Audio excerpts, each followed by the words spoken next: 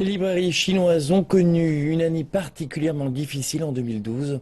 Beaucoup d'entre elles ont été contraintes de fermer suite à l'arrivée des liseuses digitales sur le marché. Et celles qui ont pu survivre à la vague de fermeture ont développé de nouvelles stratégies pour répondre aux besoins de leurs clients. Un reportage à Shanghai. Gu Chentao est le propriétaire de cette librairie. C'est le cas depuis bientôt 19 ans.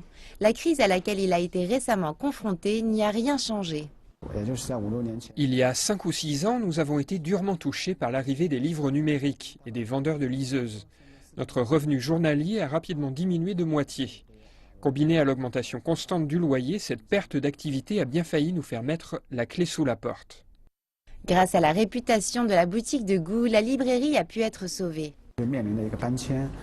Avant, nous étions situés près de l'université. Maintenant, notre boutique se trouve à l'intérieur du campus.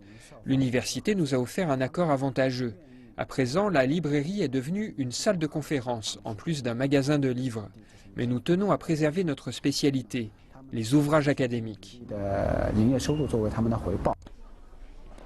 Certaines librairies ont opéré une transformation bien plus radicale.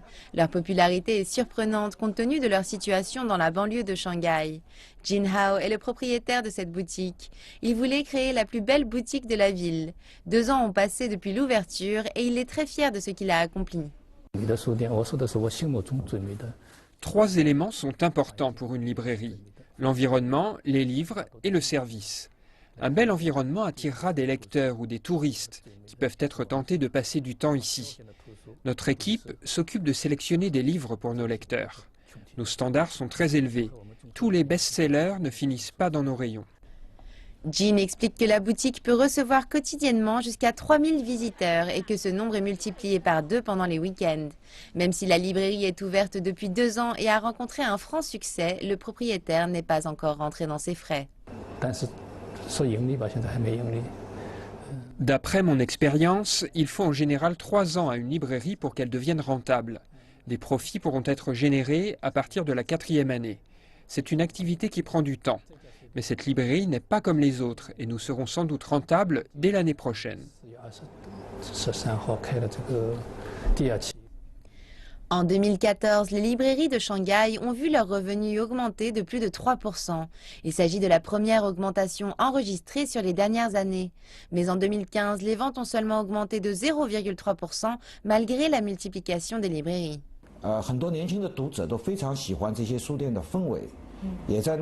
Un jour, j'ai vu 2 clients prendre une photo d'un livre dans une librairie. Je leur ai demandé la raison de cette photo et ils m'ont répondu qu'ils souhaitaient vérifier le prix de cet ouvrage en ligne. Vous voyez bien le problème. Certains pays fixent les prix des livres en concertation avec les libraires et les vendeurs numériques. En Chine, nombreux sont ceux qui souhaitent que des mesures similaires soient mises en place. C'est difficile, car ce genre d'accord repose sur une confiance mutuelle entre toutes les parties.